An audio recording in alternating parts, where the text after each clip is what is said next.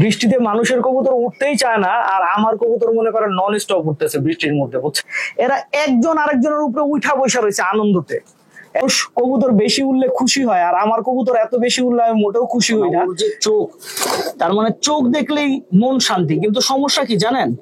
চোখ যদিও ভালো হয়েছে, পা হয়েছে ন্যাংরা। আর সকাল সকাল এই জিনিসটা দেখে মেজাজটা ভাই চরম খারাপ হয়ে গেছে। এই নটটা কিন্তু ভাই আমার খুব পছন্দ, ওর চোখটা হচ্ছে আমাদের হুবহু টাইগার কবুতরের মতো। আসসালামু আলাইকুম দর্শকবৃন্দ, কি অবস্থা সবার, কেমন আছেন আপনারা? আপনাদের সবাইকে আমাদের নতুন একটা ভিডিওতে স্বাগতম। দর্শকবৃন্দ, সকাল থেকে বৃষ্টি হচ্ছে, ঠিক সকাল থেকে না, সকালে যখন আমরা কবুতর ছাড়ছি তখন বৃষ্টি ছিল না। তো এর প্রায় ঘন্টা খানেক পরে বৃষ্টি শুরু হয়েছে, এবং একদিকে বৃষ্টি শুরু হয়েছে, একদিকে কবুতরের আনন্দ শুরু হয়েছে। এই বৃষ্টি শুরু হওয়ার পর থেকে আমাদের কবুতর গুলো উঠতেছে, তো উঠতেছেই, নামার কোনো নামগন্ধ নাই। আমি দেখাই, এই যে দেখেন সবগুলো উঠতেছে, দেখছেন? বৃষ্টি হইতেছে, যে কারণে আসলে আমরা ছাতার নিচে ভিডিও করতেছি, ক্যামেরাটা ছাতার নিচে রাখা হয়েছে। এই যে দেখেন, দেখছেন এদের মনে যে কত আনন্দ, উঠতেছে আর উঠতেছে, এদের নামার কোনো ইচ্ছাই নাই। বৃষ্টিতে মানুষের কবুতর উঠতেই চায় না, আর আমার কবুতর মনে করেন নন স্টপ উঠতেছে বৃষ্টির মধ্যে, বুঝছেন? তো আজকে আমার কবুতর খাবার খাইতেও ঢুকতে যাবে না, এটা আমি জানি। কারণ হচ্ছে যে মনে করেন ঠান্ডার মধ্যে ওদের নিচে নামার যে ন্যূনতম আগ্রহটা আছে সেটাও থাকবে না। এরা মনে করেন সারাক্ষণ আজকে উড়ার ধান্দায় থাকবে।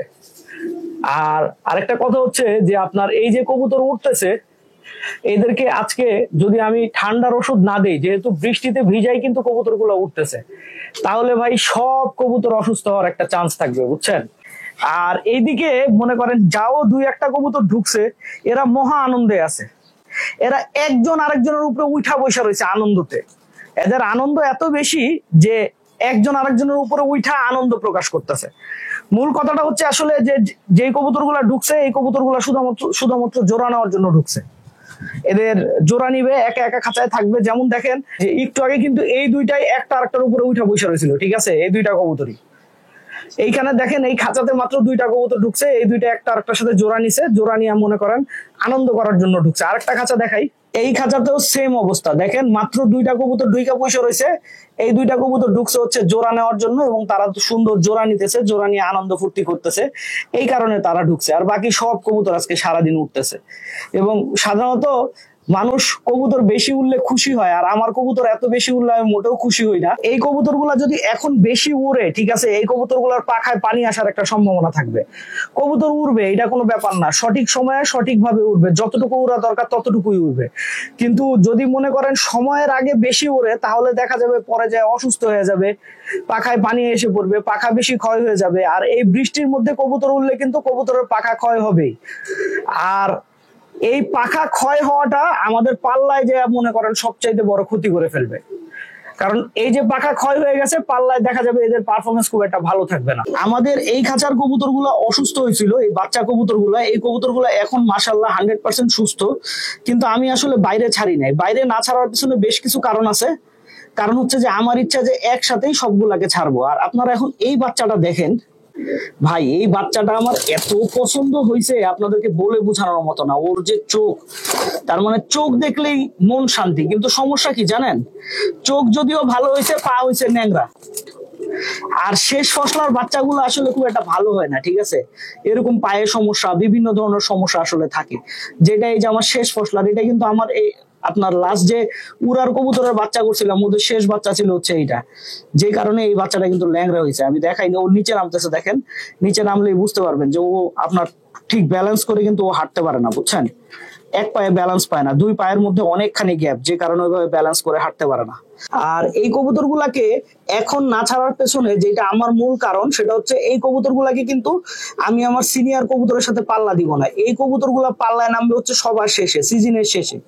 সিজনের শেষে কেন পাল্লায় নামবে? কারণ সিজনের শেষে এই কবুতর গুলা বয়স 1 বছরের কাছাকাছি হয়ে যাবে। আর আমার এই কবুতর গুলা যখন পর্যাপ্ত উড়া শুরু করবে, তারপরে এই বাচ্চা কবুতর গুলা ছেড়ে আমি উড়াবো। এতে হবে কি, আপনার মনে করেন যে এই কবুতর গুলার ফ্লাইংটা একা একা স্বতন্ত্র ভাবে হবে। কারণ কবুতর যখন উড়াবো তখন বাজ থাকবে, বাজের সাথে একা একা ফাইট করা শিখবে, সুতরাং মনে করেন ওদের বুদ্ধিটা অন্যরকম হবে। আর যদি সিনিয়র কবুতর সাথে থাকে, সিনিয়র কবুতরের থেকে ওরা একটা ভালো অ্যাডভান্টেজ পাবে। সে অ্যাডভান্টেজটা যেন না পায়, এটাই হচ্ছে আমার মূল ইচ্ছা। এই ইচ্ছার কারণেই কিন্তু আমি ওদেরকে এই সুযোগটা আসলে নিতে দিব না। আর এই যে দেখেন ভিডিওর শুরুতে যেগুলো উঠতেছিল এগুলা কিন্তু এখনো উঠতেছে। হ্যাঁ, এগুলা নিচে নামার কোনো আগ্রহ আমি দেখতেছি না, এগুলা উঠতে থাকুক। এগুলো এভাবেই নিচ দিয়া উঠতেছে, খুব একটা উপরে আসলে যাইতেছে না, নিচ দিয়া ঘন্টার পর ঘন্টা উঠতেই আছে। আর সকাল সকাল এই জিনিসটা দেখে মেজাজটা ভাই চরম খারাপ হয়ে গেছে। মেজাজটা খারাপ হওয়ার পিছনে যেটা কারণ সেটা হচ্ছে যে দেখেন এই যে এইখানে দেখছেন আমাদের খয়রা গলা কবুতর গুলা ডিম নষ্ট করে ফেলছে। তো একটা ডিম নষ্ট করছে, সুতরাং দ্বিতীয় ডিম যেটা ওইটাও নষ্ট হবে, সিম্পল বিষয়। তো এই জিনিসটা ভাই কোনোভাবে মানতে পারতেছি না, খুব মেজাজ খারাপ লাগতেছে। কারণ এই নতুন কবুতর গুলার আমার মূল আকর্ষণটাই হচ্ছে যে এই কবুতর গুলার আমি চট জলদি বাচ্চা করে ফেলবো এবং বাচ্চা করার পরে এই কবুতর গুলাকে মনে করেন পাল্লায় দিব। এই কারণেই কিন্তু আমি মূলত এদের বাচ্চা এত তাড়াতাড়ি করতেছি, কারণ ফেব্রুয়ারি মাসে এদের আমি যে বাচ্চা করবো এগুলা 4 পর 5 পরে থাকবে। 4 পর 5 পরে যদি এদেরকে হালকা পাতলা পাল্লা দিয়ে রাখতে পারি, সামনের বছর এই কবুতর আমাকে অনেক ব্যাকআপ দিবে। কিন্তু এই খয়রা গলার এই ডিম নষ্ট করাটা দেখা ভাই আমি খুবই ফেড আপ। আর আমাদের ঘুঘু পাখিগুলাকে থরের ঘরে আনার পর থেকে ওরা খুব ভালো আছে, খুব শান্তিতে আছে বলা যায়। কারণ বাইরে যখন ছিল তখন মানুষের চলাফেরা বেশি ছিল, মানুষ বেশি আনাগোনা থাকতো, যে কারণে ওরা বিভিন্ন সময় ভয় পাইতো। কিন্তু এখন ওদের সেই ভয়টা একেবারেই নাই, ওরা এখানে নিশ্চিন্তে আছে এবং খুব বলতে পারেন খুব সুখে শান্তিতে এখানে সময় পার করতেছে। কারণ এখানে আসলে বাইরের কেউ তেমন একটা আসে না এবং মনে করেন ঘরের মধ্যে একদম শান্তি। আর মুরগিগুলোও তো আসলে দিনের পুরা দিন সময়টা আমরা যখন বাইরে ছাড়ি তখন বাইরেই থাকে, তো যে কারণে ওদেরকে কেউ বিরক্ত করে না। নতুন আনা কবুতরের মধ্যে এই কবুতর জোড়া আমরা সবার লাস্টে দিছিলাম এবং আমার বিশ্বাস খুব শিগগিরই এই কবুতরের জোড়া ডিম পেড়ে দিবে। আর এই কবুতরের বাচ্চার কালার কি আসবে এটা আপনাদের কাছে মতামত চাইতেছি। আপনারা অবশ্যই জানাবেন যে আপনার কাছে কি মনে হয় সুরমা খাকি আর সবজি কবুতরের বাচ্চা আসলে কি হবে, এই ব্যাপারে আপনাদের কার কি ধারণা এটা অবশ্যই জানাবেন।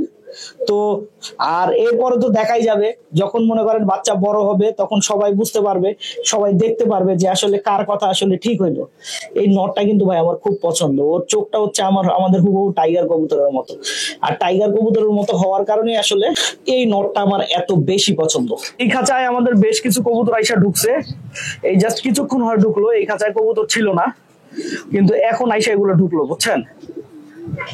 হয়তো আপনার ক্লান্ত হইছে, অনেকক্ষণ উঠছে, উড়ার পরে ক্লান্ত হইছে। আমার কবুতর উঠতেছে আর নয় আসলে খাঁচার ভিতরে ঢুকে যাইতেছে, এই দুইটার একটাই করতেছে এই আর কি।